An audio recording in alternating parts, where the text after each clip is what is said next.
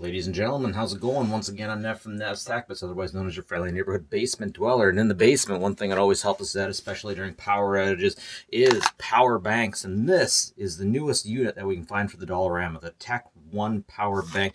We have 2,500 milliamps. They always aim really high, but we never usually get that kind of power. We got slim. Now, usually from the Tech One, we get these kinds of power banks.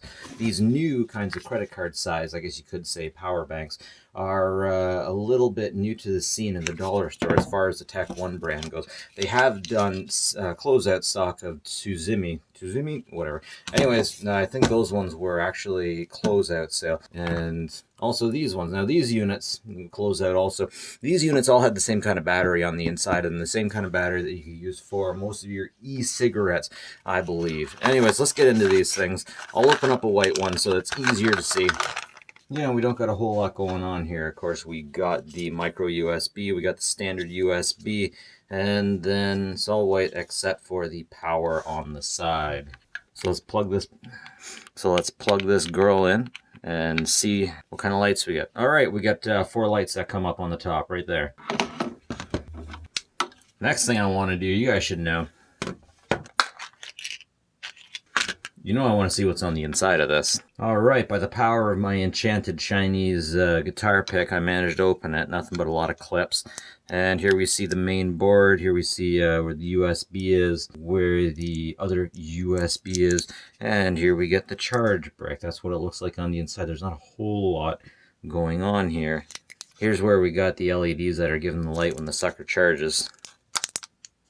Last up, of course, here we have the battery. There's very basic stuff going on here. They've gotten really good at what they do. You definitely don't want to pierce that or really have one spicy potato on my hands. Did I say one spicy potato? I meant one spicy pillow. So yeah, they definitely changed the game up here on these ones a little bit, but basically it still looks like it always had. So a new fully powered power brick will charge an LG G6 to about 40%. That's probably going to last you about 3.5 hours if you got a good set of LED lights stuck to something like that during a power outage. You know those towels are wet. Why are you sleeping on those? Why are you so adorable? Of course, when I'm talking LED, I mean something like this. These things are really great. You can get them from the dollar store, and they're really sweet to use as like a snake light. Wrap it around something. And then just like that, I got a Black & Decker snake light to help me bail water out of the basement when it rains. That's what I'm talking about. Got it hung up right here next to my Nerf Mega. Man, we aren't allowed to have big guns in Canada, but oh, if people break into your house and see one of those, they're probably not going to be too concerned. But still, so like I said, there is a power button on the side of this thing, but I don't think that it actually does a damn thing. That might just be for the best, because these Sumi things, you can plug things in, but they won't work at all